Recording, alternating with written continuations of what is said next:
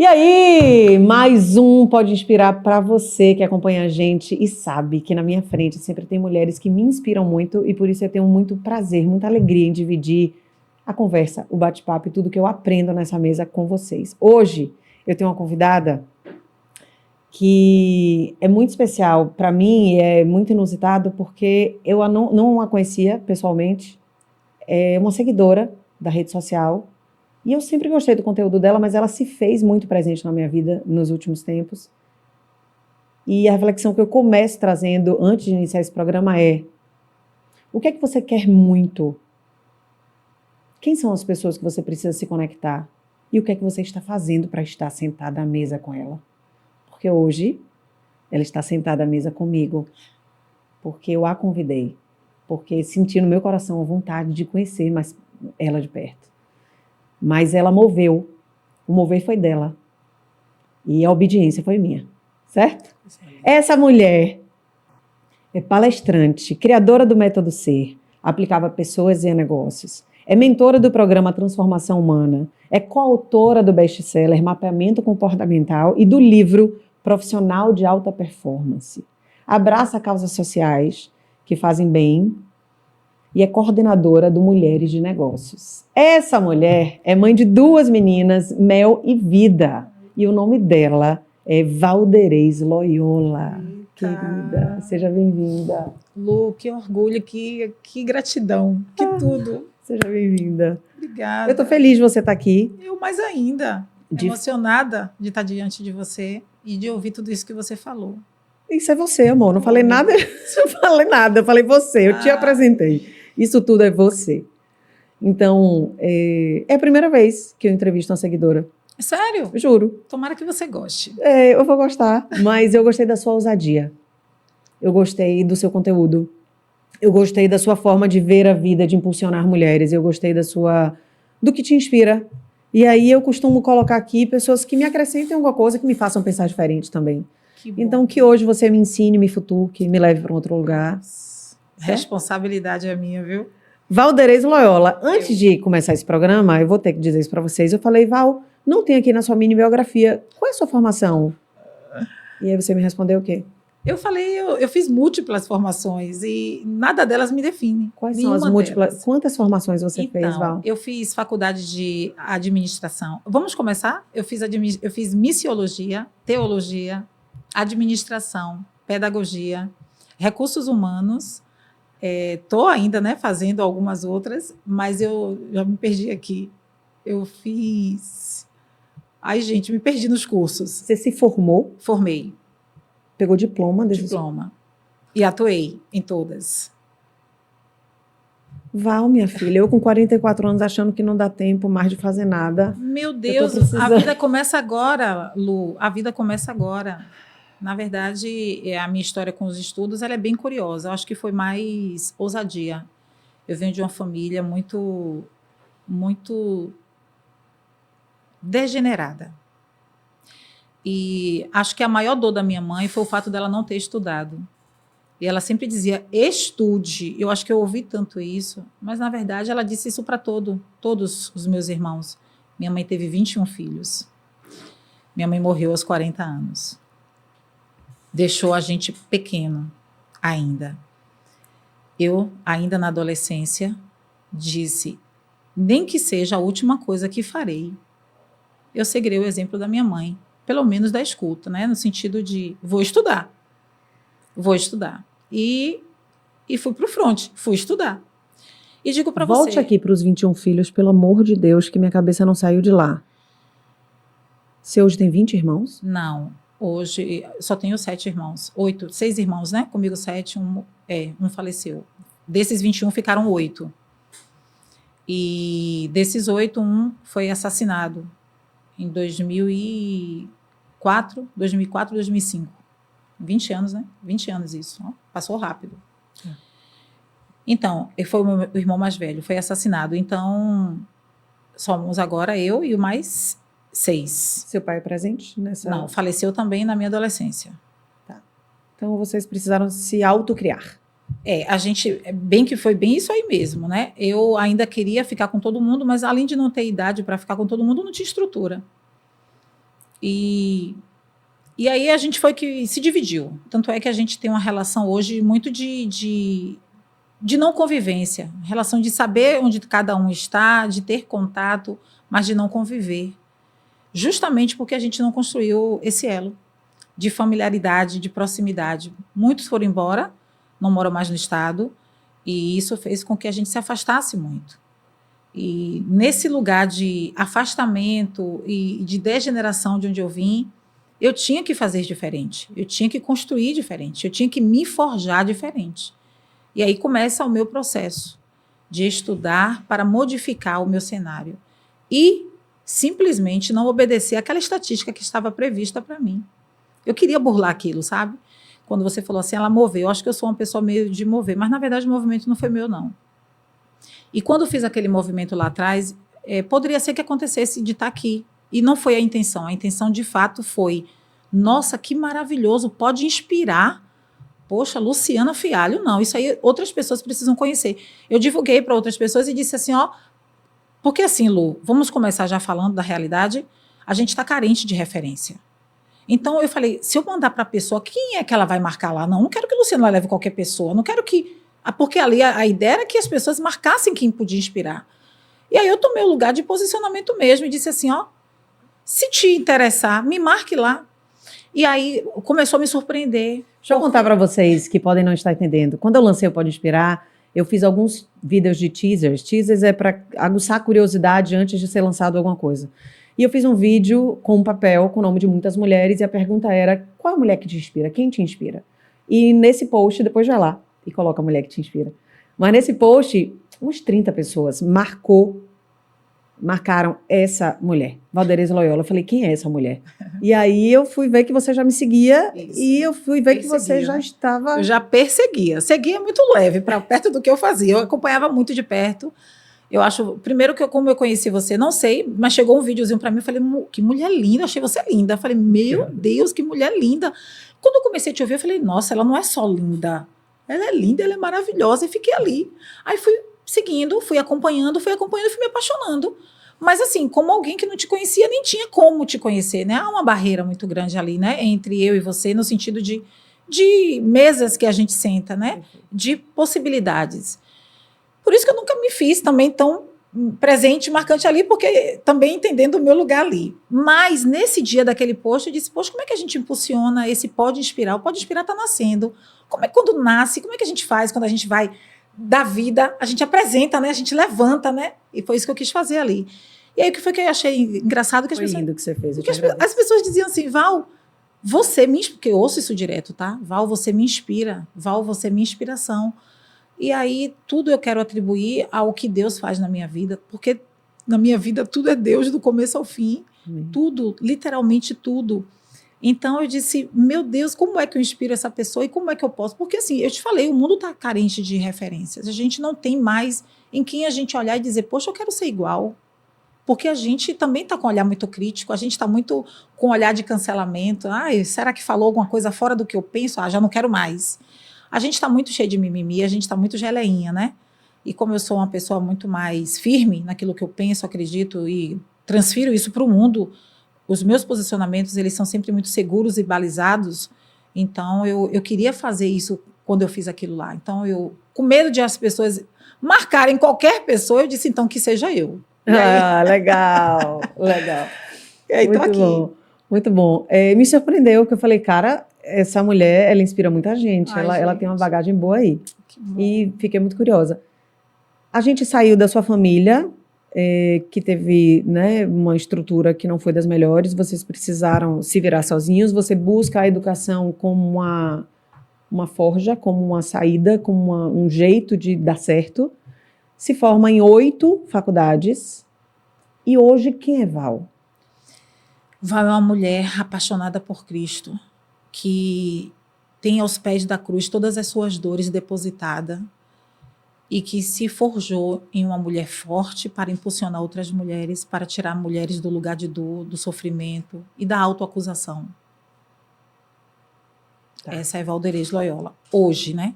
Amanhã eu posso descrever isso diferente, porque amanhã eu já sou diferente do que sou hoje. E essa é a parte mais legal da nossa vida. Essa é a parte mais legal. talvez, do ser mulher, porque eu acho que a gente se permite mais, né? Sim. Mudar nossas caixinhas toda hora. Val, fala pra mim um episódio que marca a sua vida para você agarrar com tanta força essa vontade de querer ser força para mulheres. Ô Lu, não teve um episódio só. Foram vários, diversos episódios, mas o fato da minha mãe, eu vou sempre falar da minha mãe porque é uma mulher que, para mim, primeiro que mãe nunca morre, ela sempre está com a gente. E como eu tinha uma ligação muito grande com a minha mãe, e a gente conversava de tudo, minha mãe só estudou até a 3ª série, mas a minha mãe era a empreendedora mais incrível que eu conheci na minha vida. Se hoje eu sou uma pessoa que amo empreender, sou empreendedora, foi porque eu aprendi tudo com ela. Minha mãe malmente assinava o nome dela, mas ela me ensinou a contar dinheiro, a gostar do meu dinheiro, a gostar de ser leal, a gostar de ser trabalhadora. Eu sou uma mulher trabalhadora, sou incansável no meu trabalho. Mas eu aprendi tudo com ela. E eu esqueci até da sua pergunta. Eu queria que você me trouxesse episódios que te fez essa mulher que buscou força para dar força. Então, justamente em ver a luta da minha mãe. Para você ter ideia, como minha mãe conheceu meu pai, eu acho isso tão importante dizer. A minha mãe já era mãe de 4 filhos. Ela já tinha 4 filhos. Ela já era uma mulher, apesar de ser da mesma idade do meu pai, quando eles se conheceram, mas a minha mãe vendia mingau na porta da refinaria. Minha mãe era uma mulher negra, linda, forte, poderosa naquilo que ela sabia fazer, mas que teve tão poucos recursos, tão poucos acessos e tão poucas oportunidades. E ela vendendo mingau na porta da refinaria, chegou meu pai, um homem tipo Luciana Fialho, louro dos olhos azuis, que veio de lá de Pernambuco para fazer a implantação daqueles tanques que fica na refinaria. Ele veio para trabalhar, ele também era um trabalhador, mas ele era solteiro, não tinha filha, ele conheceu a minha mãe e ele assumiu aquele BO, que era um BO. Ele assumiu aquele BO, assumiu a minha mãe. Eu fui uma filha tão desejada, eu fui a filha amada, fui desejada. Acho que é por isso que eu hoje preciso fazer valer esse lugar de onde eu venho, né? Honrando meu pai e minha mãe, como a Bíblia ensina, honrar pai e mãe. Meu pai, ele teve um olhar de amor pela minha mãe, algo tão generoso da parte dele. Eu não falo só como generosidade humana, eu falo generosidade em todos os aspectos, inclusive nessa masculinidade frágil que a gente tem hoje. Um homem, há 40, quase 50 anos, talvez 50 anos atrás, encontrar uma mulher vendendo mingau para sustentar seus filhos, achar aquilo digno, achar aquilo honroso, e não se pautar em cor de pele, não se pautar em questão estrutural familiar e etc. Comprou todas as brigas que podia com a família e assumiu a minha mãe. Não deve ter sido. Não deve ter sido fácil para ele nem para ela. E eu nasci desse lugar de 2 pessoas que se encontraram no amor e que desejaram ter um filho. Eu sou essa primeira filha que vem para celebrar isso aí. E aí eu nasci com muitas responsabilidades, inclusive a de acolher a minha mãe no lugar quando eu chegava com ela e as pessoas diziam: é sua filha ou você é babá dela? Perfeito, por ser uma mulher negra e você branca, tipo eu, papel. E ela dizia: é minha filha, claro. É minha filha. Quando minha mãe assumia que era minha filha, que eu era filha, quando ela dizia assim, ela é minha filha, o orgulho não era dela, não era meu, de ter aquela mulher dizendo que ela era minha mãe, sabe assim? Então, eu acho que o episódio que mais marca para mim é o fato de ter convivido com a minha mãe, ainda que por pouco tempo, e ter aprendido, porque eu sempre fui muito esponja. Em todo lugar que eu chego, eu quero aprender, então eu ligo todas as minhas antenas. Pense aí, eu vivi os meus 13, 14 anos vivendo com as antenas ligadas, porque aprendia muito e aprendi muito com ela. E quando ela dizia assim, estude porque eu não tive estudo, se eu tivesse estudo eu não teria passado por certas coisas. Ela dizia assim para mim. Então eu queria não ter que passar pelo que ela passava, né? Ou pelo que ela passou. E então eu vou estudar. E aí fui estudar. Então foi isso aí que... Você foi estudar não, amor. Você foi se formar em 8 faculdades, pelo amor de Deus. Mas, Lu, quando eu terminei... Eu vou falar uma coisa aqui, que quando minha mãe tomava uma injeção mensal, e às vezes ela não tinha como pagar a injeção que ela tomava. Antigamente não tinha muito esse negócio do cobrar, mas sempre tinha uma coisa ali, uma outra, né, que tinha que levar. E eu disse, minha mãe, me coloque num curso, eu quero aprender a aplicar injeção. Eu tinha 7 anos. me coloque num curso que eu quero aprender a aplicar injeção, que aí eu já aplico a injeção da senhora, a senhora já não vai pagar. Acho que era uma forma de eu estar ali presente com ela e sendo útil. Eu achava que minha mãe era tão útil a mim que eu também queria devolver, né? Eu queria servir. E minha mãe me colocou no curso de enfermagem. E a professora aceitou. E eu aprendi a aplicar injeção. Com 7 anos? 7 anos de idade. E o mais curioso do que isso é que eu disse, eu vou trabalhar na área, eu vou ser médica. Pronto. Sempre fui sonhadora, encontrei ali a possibilidade. A minha mãe, como sempre me impulsionou, e ela me jogava mesmo, ela disse, pronto, já que você quer fazer isso, você vai procurar a clínica de Dr. Leogen, que era um médico muito conhecido na minha cidade, Candeias. Você vai lá na clínica, você vai se apresentar para ele, você vai falar para ele do seu interesse em ser médica e vai dizer que quer trabalhar lá. Detalhe, nessa altura eu já sabia datilografar. Minha mãe já tinha me colocado no curso de datilografia. E eu já tinha aprendido, já tinha me formado no curso de datilografia. Então, quando eu cheguei lá na clínica, eu procurei o Dr. Leogen, me apresentar para ele. E ele me chamou e aí ele fez algumas perguntas para mim para saber o que ela vai fazer aqui. Eu disse, eu posso fazer de tudo. Você tinha quantos anos? Nessa época eu tinha 8. Oxente, gente. 8 anos. Estou entrevistando uma pessoa com QI, né? Na verdade, eu acho que por força das necessidades Sim. de trabalhar, de ajudar minha mãe, naquele momento não era pensando no dinheiro, era pensando na aprendizagem. E eu fui. E trabalhei lá. Fiquei lá. Eu tenho várias testemunhas disso. E seu estudo? Então, eu trabalhava e estudava. Eu trabalhava um turno oposto ao meu estudo. E nunca interferiu, muito pelo contrário, era o meu combustível. Você fazendo o quê com 8 anos? Então, gente, eu fui ser recepcionista. Na verdade, eu fazia de tudo um pouquinho. Mas lá, eu fiquei fazendo a ficha dos pacientes quando chegavam. Era numa máquina de datilografia. A gente pegava um papelzinho, que era um papel assim meio que cartão. Colocava na máquina, datilografava a ficha lá, nome, endereço, preenchendo aquilo ali. Aí dali a pessoa ia aguardar para poder ser chamado pelo médico. Ele nunca me colocou para fazer a parte da injeção, que eu amava. E aí, pronto, fiquei lá um tempo. De lá, eu não sei nem se eu saí, porque sempre eu saí de um trabalho para outro. Então, de lá eu saí para ir para outra coisa. Mas aí, quando eu fui fazer meu ensino médio foi um curso técnico, em patologia clínica. E eu fui buscar essa área justamente porque me aproximava da área de saúde, né? Eu queria ficar na área da saúde. E o curso que eu fui fazer, o curso de patologia clínica, era um curso respeitadíssimo, que foi no Colégio Nísio Teixeira, lá em Salvador, na Caixa d'Água. Lázaro Ramos, beijo, foi da minha turma. Colega de turma. Mas por que eu citei ele? Porque, como ele, todo mundo chegou lá querendo ficar na área de saúde. Se meus colegas estiverem me vendo agora, acho que pouquíssimos ficaram. Pouquíssimos mesmo. Tenho ainda contato com as pessoas. A gente tem um grupo ainda da escola. E a gente se fala sempre e a gente tem lá aquele convívio. Mas por que patologia? Porque a patologia, ela vai trabalhar, na minha concepção, hoje. Na época, não. Na época, eu queria estar envolvida com a saúde. E eu não queria fazer enfermagem porque, naquele momento, eu achava que enfermagem seria um plus mais para frente. Eu queria descobrir outras coisas. Como eu já aplicava injeção, fazia aferição de pressão, eu, já era enfermeira na minha cabeça, eu ia buscar outro conhecimento ali, né? Sim. E fui. E aí, concluí o ensino médio. E depois disso, eu queria ficar na saúde. Passei em 2 faculdades, mas infelizmente, minha mãe morreu no meio do meu ensino médio. E aí, eu tive que me adequar a outras realidades, a outras possibilidades, porque a vida mudou radicalmente para mim, a partir dali. Perfeito. Val, aí essa mulher que mergulhou no estudo desde pequena com uma certa habilidade, né, uma vontade de fazer acontecer pela necessidade, se transforma hoje na Val que atende pessoas, que reorganiza mente e coração. Me fala do seu trabalho, me fala o que você faz, como é que você ajuda as pessoas. Então, hoje eu ajudo as pessoas, primeiro, elas aprendendo a se olhar, a se enxergar. Autoconhecimento, que é importantíssimo. Eu falo muito sobre identidade, Lu, pela perspectiva de quem teve a sua identidade destruída por diversas vezes. Eu me casei muito nova. Eu, em geral, não falo sobre esse ponto, porque quando a gente vai expor outras pessoas, a gente tem que ter muito cuidado. Eu sou muito cuidadosa. Eu não gostaria também que ninguém fizesse exposição de mim, né?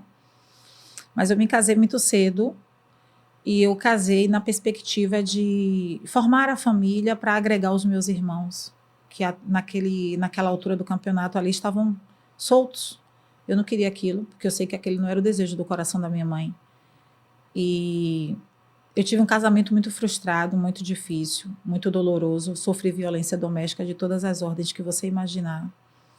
De todas as ordens que você imaginar. Eu era uma menina que eu não sabia muito bem ainda sobre as coisas ruins da vida. Eu achava que as pessoas eram aquilo que elas falavam que eram.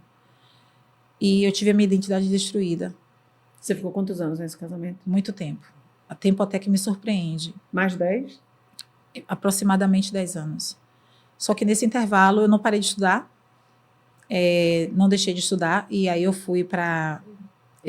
Mesmo durante esse período todo aí, eu fui para o campo missionário, que eu sou missionária de formação. Fui para o campo missionário, e quando eu voltei do campo missionário, foi aí que ele decidiu que... Engraçado, né? É meio contraditório até dizer isso, mas foi ele que decidiu que não tinha como ficar, que não tinha como continuar. Eu entendi. A treva não consegue ficar com a luz, amor.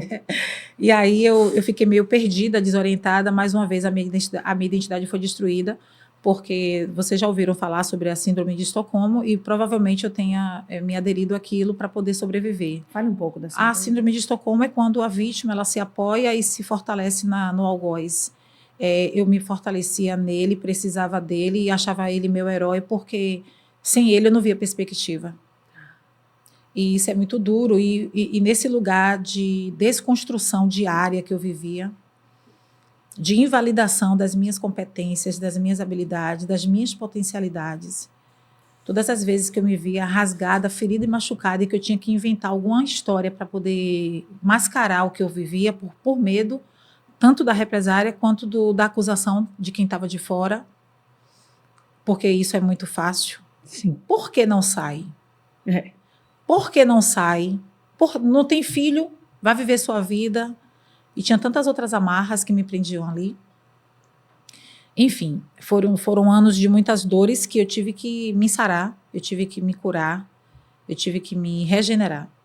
Eu costumo dizer que quando a gente está no meio do furacão, a gente se acostuma com o vento. E a gente não consegue, tem horas que você não consegue sair, né? Você só consegue entender a loucura que você vivia quando você sai, olha e fala, que piscina é essa que eu estava dentro? Que loucura é essa que eu fazia parte? Só enxerga a ilha quem sai da ilha, né? Eu vivi algo parecido, enfim, eu vivi algo parecido com algo que me feria, mas eu só consegui entender depois que eu olhei e falei, cara, como é que eu vivi isso tudo? Mas a minha forma de pensar era, se eu perdoava, eu só podia amar muito.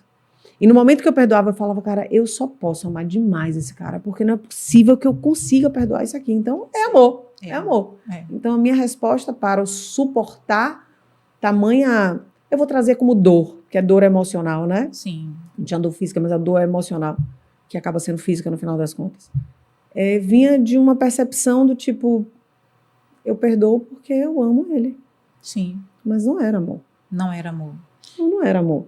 Não era amor, e no meu caso, Lu, eu achava que eu sentia falta de ar, de fato, só de pensar em ficar longe dele, no sentido de que o que é que vai ser de mim, quem sou eu, o que é que vai acontecer comigo, tipo, não existia possibilidade na minha cabeça, sabe? Eu suportava tudo para continuar ali.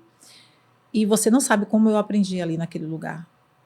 Eu aprendi que a gente não pode nunca deixar de sonhar, que a gente pode entregar tudo para uma pessoa, até o corpo da gente para a pessoa machucar, mas a nossa mente, a nossa consciência, ela tem que estar cativa em um lugar só. E como eu nunca perdi esse lugar de vista, e foi o lugar onde eu disse que deposito as minhas dores. Vocês lembram? Você lembra, Lu? Eu nunca perdi. Na cruz. Eu nunca perdi esse lugar como alvo. Eu nunca perdi esse lugar como objetivo de minha vida. E pode ter certeza, se eu estou aqui hoje, eu sou um milagre de Deus. Não quero apontar, não vou dizer o nome, não vou dizer nada, mas assim, eu trago marcas no meu corpo, que são marcas que não me orgulham, mas que hoje me lembram o que eu vivi, o que eu sofri, o que eu suportei. E como eu entendia que tudo aquilo que eu sofria e padecia era por amor, porque aquele era meu marido e ali eu tinha que ficar, e seria até o fim. E como você falou, eu só enxerguei e não enxerguei logo que saí, porque não saí pela minha vontade, eu saí forçadamente. Foi Deus que me arrancou dali, usando Ele mesmo para me tirar de lá. E eu fiquei muito tempo sozinha, Aí foi quando eu mergulhei de fato nos estudos, no meu trabalho, em me refazer, em me conhecer, em me curar, em entender por que eu me submeti a tudo aquilo. E aí eu fui entender as dores emocionais, compreender como é que as pessoas que sofrem dessas dores, que todo mundo sofre dessas dores, como é que elas se recompõem. Mas não é só o se recompor ou se reestruturar, não é só o se restaurar, é mais. A gente precisa passar por um processo de fato de regeneração. E se você me perguntar, mas qual é a diferença de restauração e regeneração? Eu vou dizer que está na etimologia da palavra mesmo. Eu restauro, eu dou uma nova forma uma nova roupagem. Quando eu regenero, eu trago uma nova essência. Perfeito. Então, regenerar é mais importante do que restaurar, porque restaurar acaba sendo superficial. Restaurar tem a ver com aparência. Superficial. Regenerar tem a ver com essência, com integridade, com intimidade, com profundidade, com princípios. E se regenerar nesse lugar onde muitas das vezes você não encontra apoio para se curar, onde as suas dores elas não são visíveis, mas elas não deixam de existir por conta de não serem visíveis, né? E esse caminho, esse caminhar todo ao lado de uma pessoa que, por mais que tenha me ferido, foi quem mais me ensinou, porque foi ali que eu me depositei para aprender. Também é aquela coisa, né? Eu gosto sempre de citar a história de Viktor Frankl, né? Que é o pai da logoterapia. A gente apadrinhou assim. Mas ele teve uma história, ele tem uma trajetória de superação que, meu Deus do céu, ele foi vítima, ele foi preso de Auschwitz. O que é logoterapia? Logoterapia é a ciência que estuda o sentido da vida. É a ciência que estuda a permanência na vida. E ele, quando ele fala sobre isso, dessa logoterapia e desse olhar, dessa perspectiva que a vida traz, ele fala que não é o que fizeram comigo, é o que eu faço com o que fizeram comigo. Perfeito. Então, o que fizeram comigo foi só estopim. Talvez a intenção fosse uma, mas o processo de regeneração que habitava em mim fazia com que eu modificasse aquilo. Batia de um jeito e ressoava de outro. Então, todas as vezes que eu encontro alguém ferido, eu vou olhar o que essa pessoa está ressoando. Como ela ressoa? Porque vamos trazer para mulheres, né? A gente acabou de falar de uma violência doméstica, uma violência, né, de um relacionamento que você sofreu durante muitos anos. Sim. Que o mais importante é a gente se regenerar e não se restaurar apenas por fora. E muitas vezes essas dores que nos são causadas, a gente precisa entender de que forma a gente ressoa. Eu posso estar ou reclamando, ou trazendo, enxergando o copo vazio, ou o quanto eu aprendi com tudo aquilo ali, mas consegui sair, consegui enxergar diferente e escrever uma nova história. Sim. Né? É.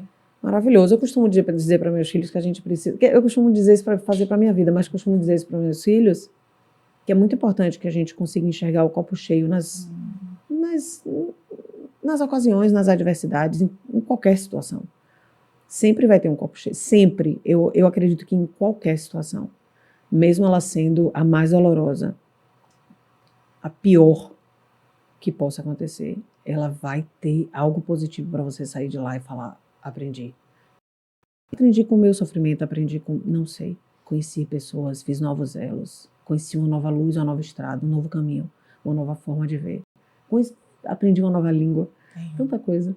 Lu, você nunca vai encontrar alguém muito gigante em si, sem dores, sem marcas. E sem sequelas disso. Muito difícil uma pessoa sair de um processo de dor sem sequelas. Mas eu costumo dizer que não existe aprendizagem sem dor. Nenhuma aprendizagem é com dor. Toda aprendizagem ela precisa provocar isso em nós, nos tirar desse lugar de conformismo, de acomodação, né? Nos confrontar. Tá, vamos lá. Eu estou pensando em algumas mulheres nos assistindo, ou que vivem esse furacão, não conseguem sair dele, ou que nem entendem que estão vivendo esse furacão e assistindo e te ouvindo, tá falando: ai meu Deus, eu também estou vivendo isso aí. Então, eu queria que você trouxesse, não precisa ser o que você viveu, mas tudo que você ouve, não precisa dar nome a ninguém, mas o que você ouve, traga para mim episódios, traga para mim traços de violências, para que eu queria muito clarear a mente de quem está nos ouvindo, para ela entender se ela vive talvez isso.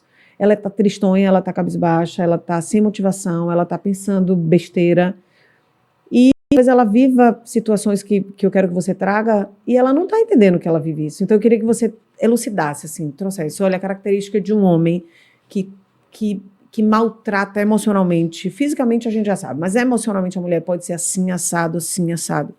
Me traga para ficar Então, na mesa. eu casei muito cedo, então eu não tinha muito experimento, não tinha muita bagagem no sentido de saber conduzir uma relação, não no sentido, como é que intimamente, intimamente falando. Eu fui muitas das vezes violentada nesse lugar de não saber pela pessoa que estava ali para me amar e me ensinar. Mas como é que eu, ainda sem entender como é que fazia, como é que eu falo sobre essa questão da intimidade sem expor a intimidade? Porque, na verdade, não tinha sutileza na minha relação. Então, dessa relação, eu não vou trazer muita sutileza. Era agressão mesmo, deslavada e explícita. Então traga para mim, ó. Olha, eu queria muito agora que você fosse essa professora, sabe? Sim. Sabe, professora que está dando aula para mulheres que não sabem o que estão vivendo? Sim. Mas te ouvindo, ela pode falar, uau. Então eu queria, sabe bullet points? Sim, sim.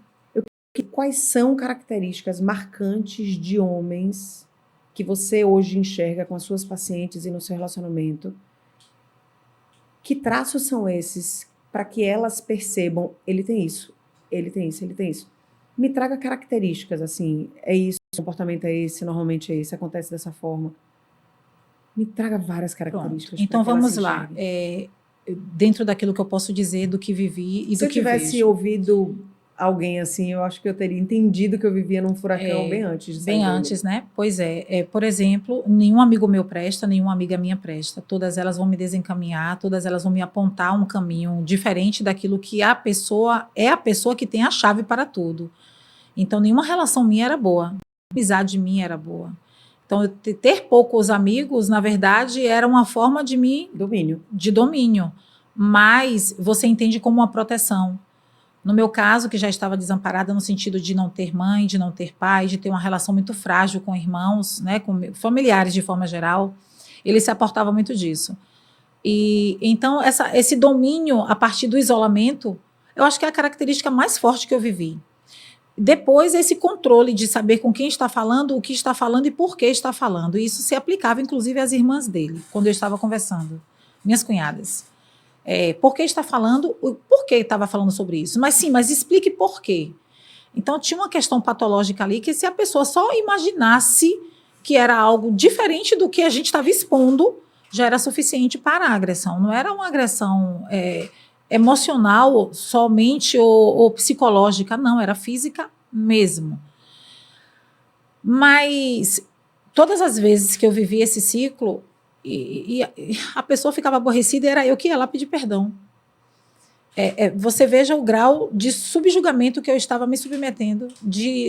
Não vou dizer submissão, porque a palavra submissão não tem nada a ver com isso. Então, vou usar subjugamento mesmo, tá? Então, você traz uma outra característica que é o agressor, ele sempre faz a vítima se sentir culpada. Sim. O agressor, o narcisista. De você ficar, onde é que eu errei? Qual é a culpa que eu tenho? Eu errei em certamente eu errei em algum lugar, porque ele não faria isso comigo se eu não tivesse errado. Perfeito. Não faria isso comigo. O meu amor por ele me diz que ele está me corrigindo, eu preciso aprender com isso. Eu não vou repetir mais esse erro. Por quê? Porque ele está me ensinando. Ele está me dizendo como é que eu devo conduzir. Então, fala pouco, converse pouco, se exponha pouco. Como é que fala isso para uma mulher que fala muito, que se expõe muito como eu? Então, eu tinha que viver na contramão e lutando contra a minha própria natureza, né? Contra o meu temperamento, contra a minha personalidade e contra também as possibilidades de acertar, de dar certo em alguma coisa. Mas, Lu, isso não para por aí, esse processo. Controla suas amizades, quer saber o que você está falando, por que você está falando, com quem você está falando, te coloca como inferior, incapaz. Culpada das suas culpada. próprias ações. Culpada. Ok. Você sempre é culpada. Se choveu, você é culpada. Se fez sol, você é culpada. Se saiu e teve algum aborrecimento, você é culpada. Então, a culpa de tudo é sua. Você sempre é culpada. Você é uma pessoa que você precisa estar se adequando o tempo todo. Me traga outra. Essa questão do vigiar as ações, a roupa, o comportamento, não fale alto. Que roupa é essa? Um super controle de quem você é e do que você faz. Do que você faz, como você senta, com quem você conversa. Se você ri alto, é porque você riu alto. Se você falou alguma coisa, é porque você quer chamar atenção. Você está querendo atrair os olhares. Se você olhar para alguém na rua, você conhece de onde aquele homem, você conhece de algum lugar. Para você olhar daquele jeito, é porque você conhece de algum lugar. Então, você, às vezes, é acusada de coisas que você nunca nem imaginou. Enfim, eu sempre gostei de carro, desde criança. Eu sempre amei carro. Então, todas as vezes que eu vi um carro, eu olhava o carro. Como eu nunca identifiquei um carro de frente, eu olhava o fundo para poder ver o nome do carro. E muitas das vezes eu ouvi. Ainda dá tempo, corre atrás, vai lá. Tipo, como se eu estivesse olhando para a pessoa que estava dentro do carro, que eu não sabia nem se era homem ou se era mulher. Porque a minha ideia não era olhar para quem estava dirigindo, era para olhar para o carro. Mas isso eu ouvi por muitas vezes, essas e outras acusações. Você sai desse lugar e se regenera. Sim. Me regenerei. E agora a minha missão é curar mulheres. Eu saí desse lugar e não me regenerei. Eu saí desse lugar e me restaurei. Eu coloquei uma maquiagem. Eu coloquei aí agora uma make de mulher forte, de mulher capaz, de mulher suficiente. E aí agora eu me lanço para o mercado de trabalho e para as possibilidades de fazer novas parcerias, novas amizades também, até porque houve durante esse tempo aí, as amizades que eu tinha, elas já não existiam, porque eu deixei uma cidade, fui morar em outra. E aí, construí novas amizades, mas eu construí essas amizades forçadamente no sentido de... As pessoas não me conhecem como eu sou, porque eu nunca posso me apresentar como eu sou. Então, aquelas amizades, elas... A não ser as pessoas que me liam, porque aí...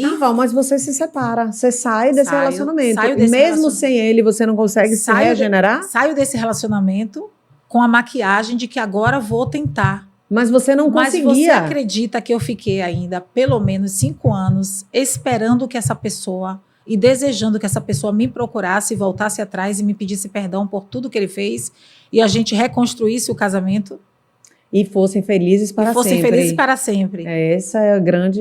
eu fiz isso. Falácio da Disney que a gente fica esperando em relacionamento. Fiz isso, esperei por muito tempo, por isso que eu falei da restauração. Restaurei por fora, mas por dentro estava tudo quebrado ainda, esperando que ele viesse me colar.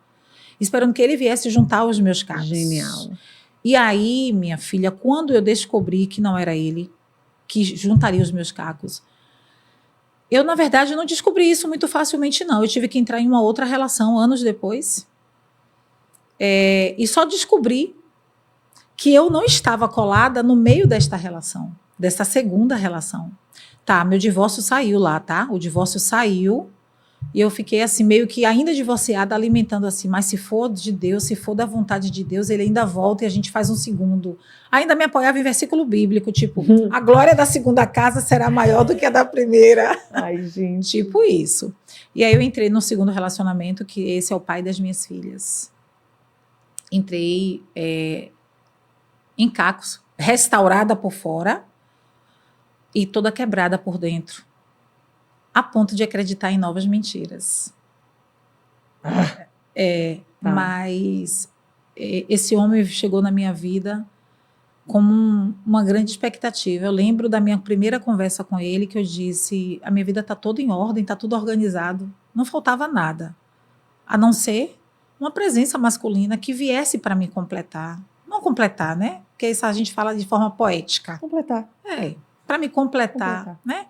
Para me trazer ali o que eu queria muito, que era a minha família.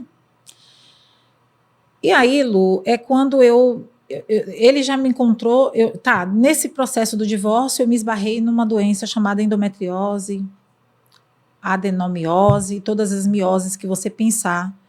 Eu já estava no processo de tratamento quando chega essa pessoa para a minha vida, que ele veio para a minha vida como um presente, eu entendi como um presente. E eu aderi ele assim na minha vida como um presente, porque eu estava com a minha vida toda equilibrada até ali, né? financeira, emocional, espiritual, tudo assim muito organizadinho, sabe? Tudo nas suas gavetas, como você gosta de falar, tudo muito bem orquestradinho, tudo bem arrumadinho. Mas eu não sabia que eu estava ainda tão frágil por dentro. Eu achava que eu era aquela pessoa que eu aparentava ser. Aquilo que a minha aparência dizia, que eu acreditava naquilo, tá? É um sofisma. Isso é um sofisma. Eu acreditei nesse sofisma por muito tempo. O que é sofisma? É uma mentira vestida de verdade. É uma meia-verdade. Ela se traduz de verdade. Eu me traduzia de que eu era essa mulher forte, corajosa e curada, quando, na verdade, eu ainda estava em pedaços por dentro, esperando que alguém viesse me colar. Só que eu estava depositando essa expectativa dessa minha regeneração, que era o que eu buscava, e só depois que eu vim compreender, em pessoas. E eu depositei nele também. E nesse dia da nossa primeira conversa, quando ele disse para mim, não, para bagunçar eu não entro na vida de ninguém. Eu disse, então é ele. Aí eu disse, eu tenho um sonho de ser mãe. Me deparei agora com um problema e eu preciso enfrentar isso.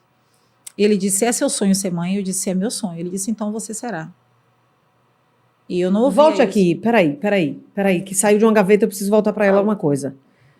De novo, entrei no relacionamento, não tá legal, tem alguma coisa me incomodando, alguma coisa que faz, não, eu não sei, eu não sou eu, meu Deus, eu chego nos lugares, ele tá sempre me controlando, ele quer saber o que é que eu visto, ele quer saber com o que eu falo, eu tô sempre errada, eu sempre tenho que pedir desculpa de alguma coisa, tem alguma coisa errada aqui, ok, você tá entendendo que tem alguma coisa errada mesmo, ponto. Pronto. O que é que essa mulher faz para se regenerar?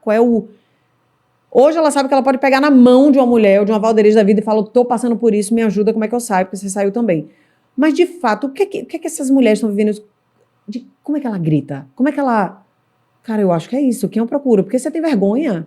Tem vergonha. Você tem vergonha de expor para suas amigas, tem vergonha de expor para sua família, você tem vergonha de aceitar com o seu espelho. Totalmente. O que você faz? Então, você se olha e você não se enxerga porque sua identidade está totalmente destruída. Você não se vê de fato. Você não se enxerga. E o que acontece? Como esse meu segundo relacionamento, ele veio com uma outra roupagem. Então, assim, não tinha agressão física. Não tinha agressão psicológica até então. Não tinha nenhum tipo de agressão. O que eu construía essa segunda relação em cima daquilo que eu acreditava que a pessoa era para mim, em cima daquilo que a pessoa falava e não em cima daquilo que a pessoa ou como a pessoa agia, como não era como ela fazia. O que ela fazia não, foi um deslize, foi um erro, não é. Não é. A pessoa ela traz os sinais a partir das suas ações. É o tempo todo a pessoa vai dando sinais de que aquilo está disfuncional, entendeu? Só que a gente, quando está muito querendo alguma coisa... Na força do braço? Na força do nosso braço, da nossa vontade, do nosso interesse... A gente se lasca. A gente se lasca. Não saí tão lascada dessa história porque saí muito rica. Saí com 2 filhas. E eu preciso te dizer sobre isso, porque, novamente, essa pessoa me ensinou muito. Quando ele disse, então você será... Então ele está falando com uma mulher que estava com um relatório médico de infertilidade. Não era qualquer coisa. Eu já tinha feito 14 cirurgias para consertar, para corrigir. Numa dessas cirurgias, o ovário e a trompa do lado esquerdo foi retirado. O que ficou era um ovário minúsculo, porque ele não se desenvolveu como deveria, uma trompa completamente atrofiada e sem a possibilidade de ser mãe. E você chega agora e se depara com uma pessoa que ele é uma pessoa mais madura, uma pessoa mais velha que eu, e que disse assim, não, então você será mãe. Então você deposita novamente sua expectativa, sua força e suas perspectivas de vida em cima de uma outra pessoa. Que também vem quebrado, que também está sem perspectiva muitas das vezes, né? Mas com uma restauração, com um fake ali, né? Uma capa dizendo que é alguma coisa ou que está alguma coisa. E eu me via nesse lugar. Não me via naquele momento dessa forma. Me vejo hoje. Naquele lugar de toda quebrada por dentro, mas me achando restaurada. Porque naquele momento eu já estava muito bem posicionada, profissionalmente falando, sendo remunerada pelo que eu fazia, recebendo bem pelo meu trabalho, viajando o Brasil inteiro fazendo o que eu fazia. Então, assim, eu estava num lugar que me colocava em evidência, entende? Então, tipo, a pessoa que veio para a minha vida agora veio só para poder me dar o que eu preciso, quando, na verdade, ele veio me ensinar outras lições, né? Então, eu entrei nesse relacionamento e, pasme, eu só saí desse relacionamento agora quando chegou o diagnóstico ano passado. Que, na verdade, não foi eu que saí, foi ele que saiu, mas tudo bem. Eu acho que foi também uma forma de aprendizagem e de muitas curas que eu precisava. Que diagnóstico, Val? Esse diagnóstico do câncer de mama veio para mim também como um soco. Você descobriu como? Eu descobri, Lu, a partir de foi uma sequência, né? Eu sou neuropsicopedagoga, estava atuando como coordenadora e em novembro de 2023, um aluno, ele descompensou e ele deu uma cabeçada e um murro nessa minha mama. E de lá para cá, de lá até o dia do diagnóstico, a mama foi sofrendo várias alterações. E em maio eu fiz uma ultrassom e a médica disse: não gostei do que vi. Mas eu tinha uma mamografia de meses antes que estava limpa, que estava tudo bem, que estava tudo ok. E em maio de 2024 eu vou fazer uma nova ultrassom de mama e a médica disse: eu não gostei, procure o mastologista para fazer uma biópsia. E aí ele fez a biópsia no mês 6 e mês 7 saiu o diagnóstico de câncer de mama. Ou seja, foi uma sequência meio dolorosa. Aí você vai me perguntar: Val, mas o que tem a ver a pancada? Todos os médicos dizem que não tem nada a ver.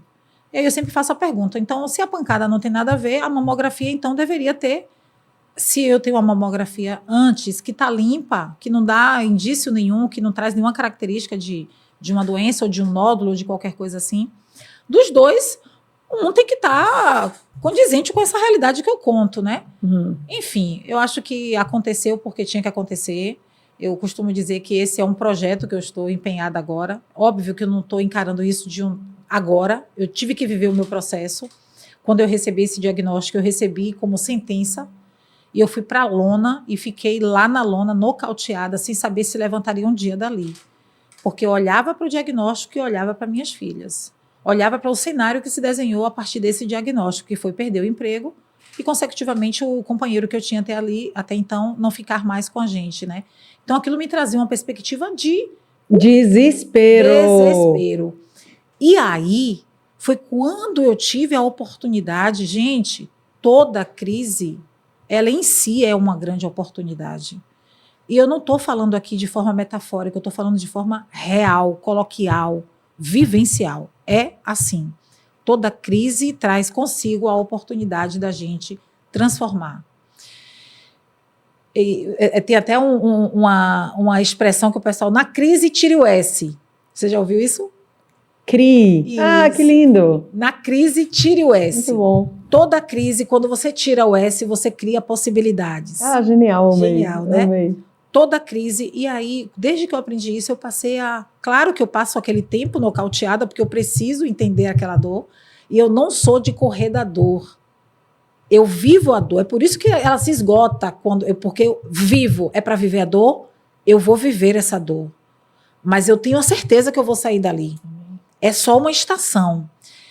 E eu vivi. Só que, dessa vez, a dor parecia que não ia passar e eu tinha pouca esperança de que sairia dali. Porque o diagnóstico ele veio com uma sentença.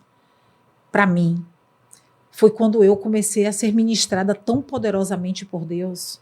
Em 2024, eu vivi uma experiência em fevereiro, e eu acho que vale falar sobre isso, porque eu gosto de falar da data, porque é uma data muito marcante.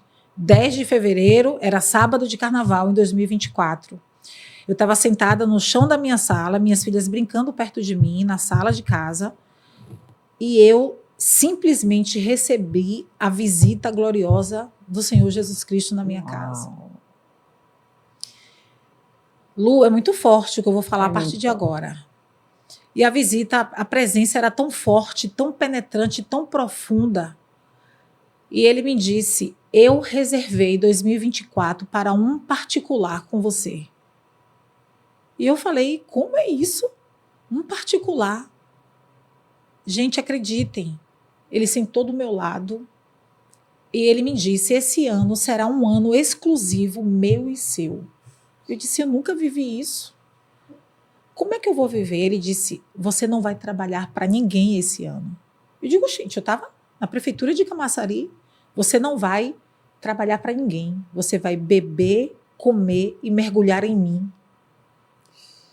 E eu não entendi. E eu fiquei, de fato, sem entender. E ele disse, esse ano será um ano exclusivo para você mergulhar em mim, porque eu quero fazer grandes coisas. Eu quero promover você para um outro nível. E você precisa viver tudo que vai vir para você esse ano. Só que eu, na minha incapacidade monstruosa, eu resumi tudo aquilo que o Senhor me disse a uma crise financeira. Eu disse, não, eu vou passar por uma crise financeira. Eu tinha trocado de carro naquele ano, no começo do ano, né, 2024. Eu tinha dado meu carro quitado, pegado outro carro, então eu estava assim com a minha vida estava tudo certinho, tudo Tipo, fluindo. Deus, agora não é hora de parar. Tipo assim, agora como é que eu vou parar? A agenda não está batendo com a minha. Não está batendo, tem alguma coisa que não está legal aí. Mas, Lu, quando Deus ele quer fazer, quando Deus age, não tem como a gente evitar ou fugir. 10 de fevereiro foi essa situação.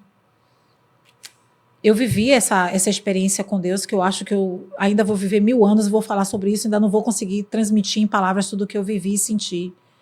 E Deus disse, eu vou te dar um livro. Tá, zorra. Porque eu falei, como é que eu vou viver? Eu falei, Deus, o Senhor vai me dar tudo isso, e o que é que o Senhor quer de mim? Tá, vou ter que voltar uns meses aí, tá? Porque eu me perdi numa coisa. Em dezembro, eu já tinha recebido uma visita, uma presença, mas eu não tive a experiência audível. Eu tinha uma sensação de voz dentro de mim, eu estou falando muito claramente, tentando colocar muito concreto para quem está nos ouvindo entender. Em dezembro, eu senti uma sensação de voz dizendo para mim que, tipo assim, sabe aquela expressão de Elias, o profeta, quando ele está deprimido, depressivo e pensando que já acabou para ele ali, e vem a voz do anjo dizendo para ele assim, levante porque ainda tem muito que caminhar, levante porque eu vou te alimentar, porque você tem muito que caminhar. Então, em dezembro de 2023, eu ouvi isso muito claramente dentro de mim, mas como não foi aqui dentro, parece, ou aqui dentro que eu ouvi, eu fiquei meio confusa. Eu fiquei confusa e eu disse, o que Deus quer me sinalizar? Eu disse, o Senhor está falando tudo isso para mim, o que é que o Senhor quer de mim? Aí a voz bradou aqui, santidade. Eita! Quando ele falou isso, eu disse, santidade, Deus quer de mim santidade.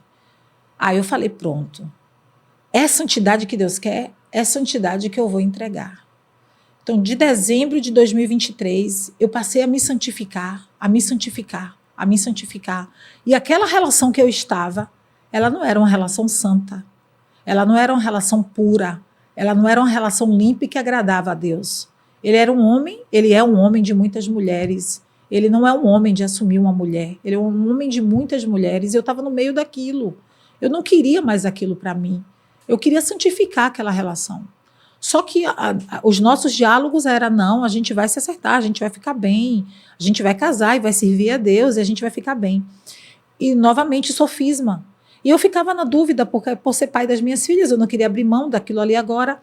Mas quando Deus disse para mim, santidade, porque eu disse, tá bom, Deus quer me dar muita coisa. Eu estou ouvindo ele dizer que vai me dar muita coisa, que vai me levar para um outro nível. Ok. Mas o que é que eu tenho que dar em contrapartida? E ele falou muito claramente para mim, santidade. E eu olhei para a minha vida, eu precisava santificar a minha vida. Como é que eu santifico a minha vida? Perfeito. Pronto. Então eu chamei ele e falei, a partir de hoje, eu não sou mais a mesma pessoa. Então a nossa relação, ela precisa ser reconstruída. E se for para ser, ela precisa ser pelos moldes que eu acredito que ela tem que ser. E ele topou isso, tá? Ele topou isso, ele ficou ali, mas eu me santifiquei, Lu. A partir dali eu passei a me resguardar, eu cortei a intimidade, eu parei com a intimidade ali naquele dia e fui seguindo.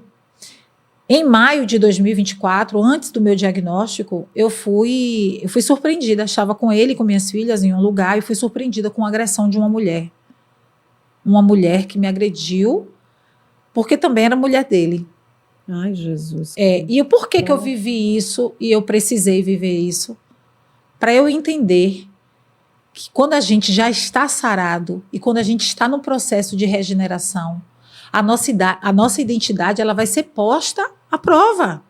Porque uma pessoa que passou por tantos despedaçamentos como eu passei, no momento que eu consigo entender que eu já não era mais aquela pessoa que estava ali restaurada por fora e quebrada por dentro, que eu precisava viver um processo de regeneração, e esse processo de regeneração na minha vida começa em dezembro de 2023.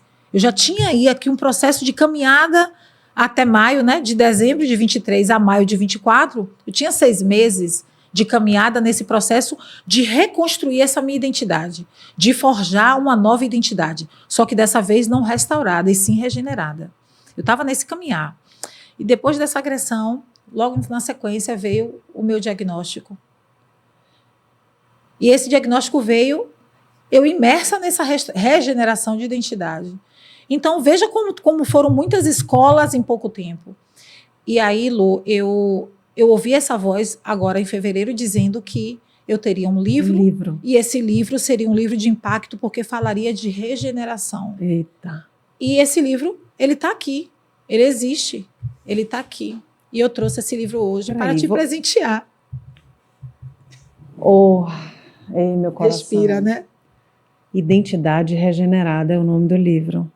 Valderez Loyola. Gente. Que lindo. Olha isso. Entenderam a história desse livro? Que demais. Agora, eu estou surpreendida com uma coisa. Uhum. Você recebeu o recado de Deus que ele te daria um livro em?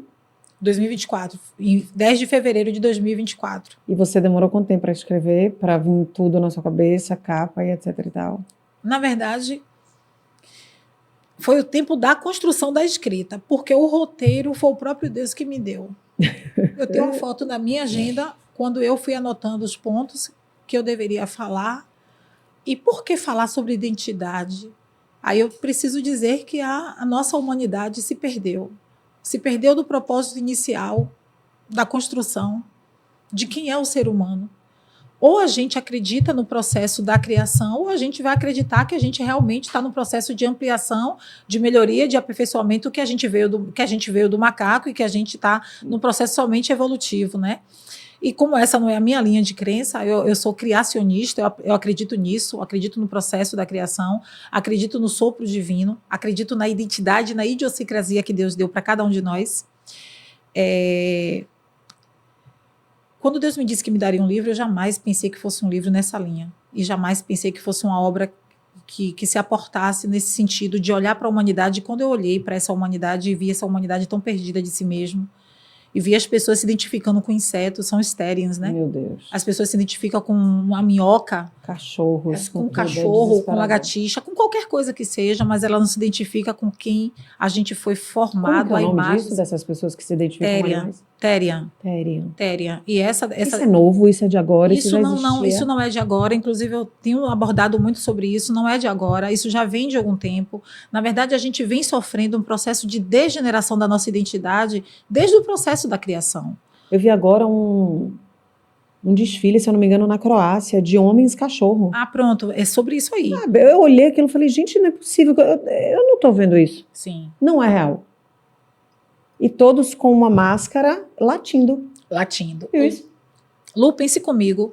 Se eu não sei quem eu sou e você diz assim, Val, você é um cachorro, vai ficar fácil de eu acreditar ou difícil de acreditar? Facílimo. Se eu não sei quem eu sou, se eu tenho a minha identidade degenerada, é fácil acreditar qualquer mentira que fale sobre mim. Perfeito. E foi isso que aconteceu. Inclusive desse homem que está com você, te tratando mal, dizendo que você é um monte de coisa e você está tratando de acreditar, porque você não sabe quem você é. Então você precisa, entendeu?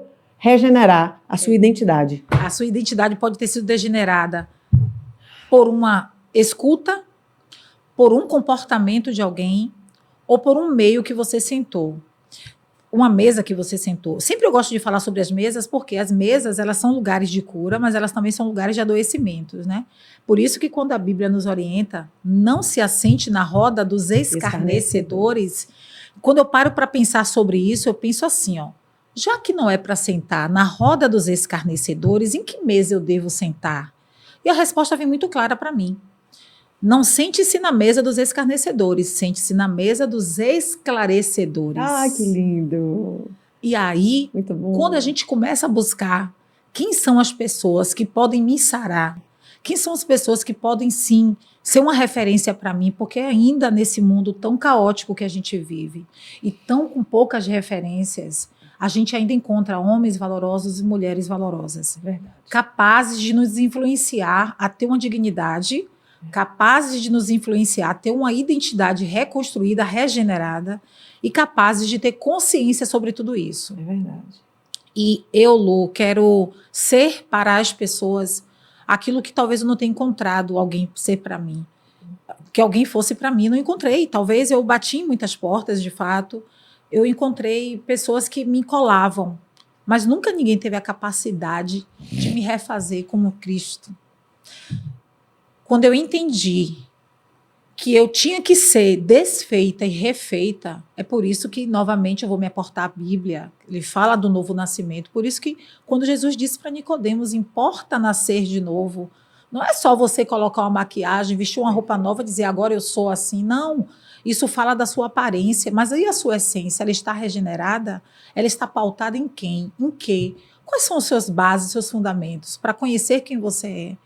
Então, por isso que eu te falo, não dá para deixar as minhas dores longe do pé da cruz. Porque longe do pé da cruz, a gente se distancia de quem a gente é. Quando a gente se aproxima de Jesus Cristo, mais próximo, mais familiar, mais parecido com ele a gente fica. E esse é o nosso caminhar aqui. É claro que a gente vive em um mundo de distrações. Tudo nos distrai. A gente perde tempos rolando a tela para cima, sem profundidade, sem propósito, sem perspectiva, sem sentido. E a gente está fazendo ali tentando se encontrar. Quando aquilo, na verdade, está roubando de nós o nosso tempo, a nossa energia, a nossa clareza e, sobretudo, a capacidade que a gente tem ainda de poder se enxergar como a gente é. Quando a gente para pensar que a gente veio por um propósito, e esse propósito precisa está muito claro, mas a gente precisa encontrar com ele e deixar que esse propósito se cumpra em nossa vida. Luciana é Luciana a partir da conjunção do pai e da mãe, mas, na verdade, antes de Luciana existir, ainda no processo de nidação, ele já sabia quem você era. Ele já me chamava pelo nome. Já te chamava pelo seu nome. Sua identidade, ela não é forjada pela construção social que esse mundo insiste em dizer que é. Não.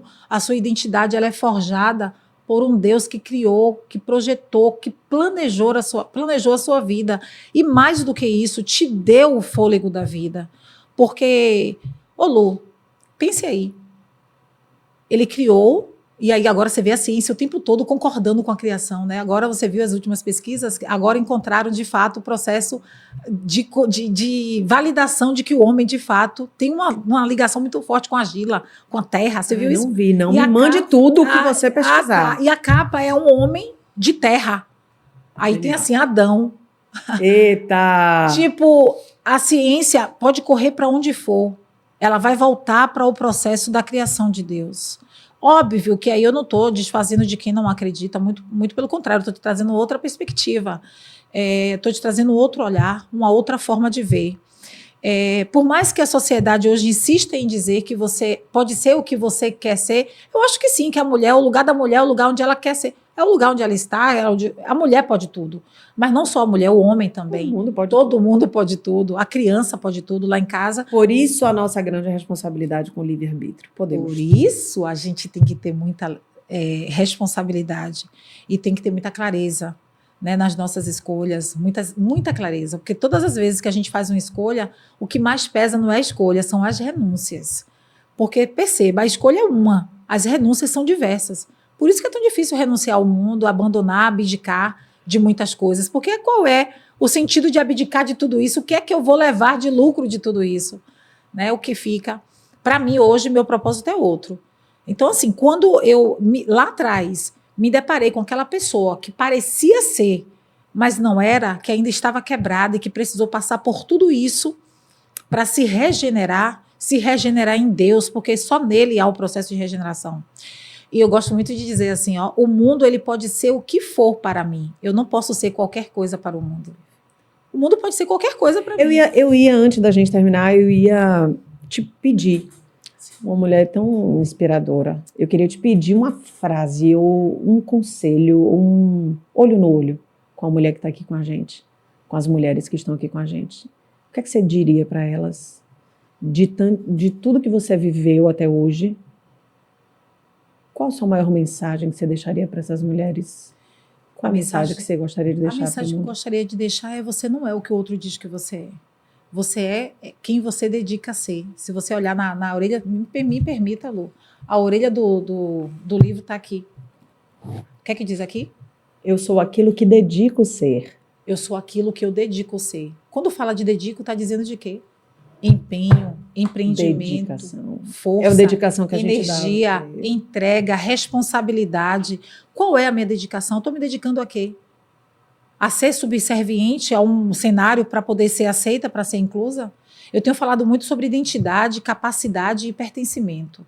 São os 3 pilares que sustentam toda a minha vida. De novo? Identidade, capacidade e pertencimento. Tá. Uma vez que eu sei quem eu sou, que eu tenho a minha identidade regenerada, tenho clareza de quem eu sou, eu começo a descobrir a minha capacidade de atuar no meio que eu estou, ainda que esse meio não seja favorável. A ambiência, ela pode se modificar a partir da minha entrega.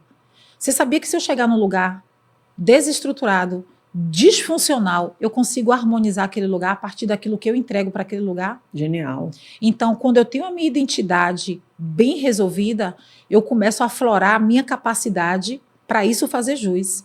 Logo, se eu tenho a minha identidade e começo a fazer uso da minha capacidade, eu altero o meu pertencimento. Logo, eu não caibo em qualquer mesa, eu não caibo em qualquer lugar. E eu só fico onde eu sou desejada, eu só fico onde eu sou celebrada. Onde eu sou aceita, não me cabe. Porque eu sou aceita em qualquer lugar. Qualquer lugar não me cabe, porque eu já entendi que eu tenho uma identidade, que eu tenho capacidade de reverter qualquer cenário na minha vida e posso pertencer a lugares que são lugares melhores. Sabe por quê? Porque a minha morada não é aqui. A minha morada é lá em cima. São ruas de ouro, morada celestial. Então não cabe qualquer lugar para mim hoje. Aí a gente pode usar que a glória da segunda casa aí é bem agora maior faz sentido, que a Luciana. da primeira. A glória da segunda casa sempre vai ser maior do que a Que a da primeira. primeira. Senhoras e senhores, fiquem de pé e batam palma para essa mulher inspiradora. Muito obrigada. Gente, meu Deus, obrigada eu, Muito Luciana. obrigada. Obrigada eu. Lu, você é uma mulher muito abençoada. Você é luz, você é Amém. verdade, você é emoção, você é transparência, você é acolhimento, você é generosidade. Mas eu vejo também o brilho do Senhor em você. Amém. Que Ele te faça resplandecer, porque eu vou te dizer mais. Nenhuma candeia, nenhuma luz se acende para ser colocada debaixo da mesa. Todas as vezes que mulheres com seu posicionamento são acendidas e elevadas, é para iluminar outras. E elas precisam estar em evidência. Todas as vezes que eu puder te evidenciar, eu vou te evidenciar. Porque você lá em cima vai iluminar muito mais do que eu. Seu alcance é muito maior do que o meu. E a sua possibilidade... Mas juntas podemos alcançar. Mas a sua possibilidade de atingir lugares que eu jamais vou atingir me dá a obrigação, eu tenho uma obrigação, Luciana, de te elevar. Muito obrigada por esse momento, viu? Muito obrigada. Muito obrigada.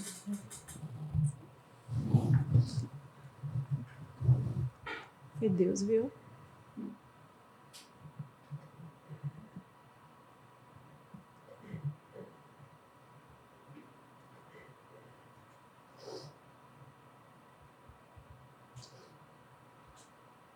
Glória a Deus.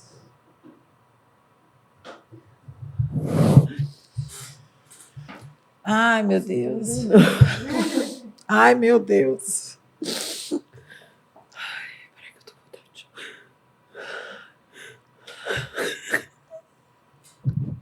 Não é tristeza não, Lu.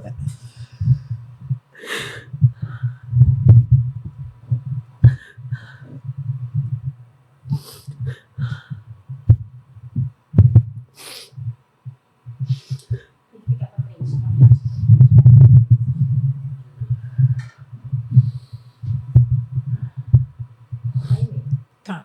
Ai, obedecer é muito bom. Aí. Obedecer é muito bom.